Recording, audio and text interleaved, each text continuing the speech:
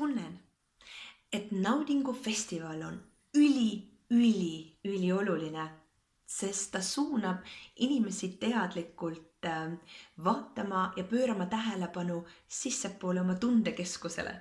Sellepärast, et see maailm, kus me elame igapäevaselt, on märksa rikkalikum, kui me ei piirdu vaid sellega, mida me kuuleme, mida me näeme või mida me käega katsuda saame. Kui me proovime elada veel enam oma tundekeskuse järgi, siis see annab nii palju värvi ja kirevust meie ellu juurde.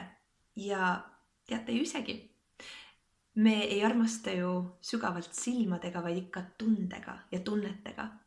Seega aitäh, kallid noored, et te teete sellist ägedat üritust ja ma siiralt loodan, et me kõik tunneme ja tunnetame ja naudime maailma iga päevaga üha rohkem.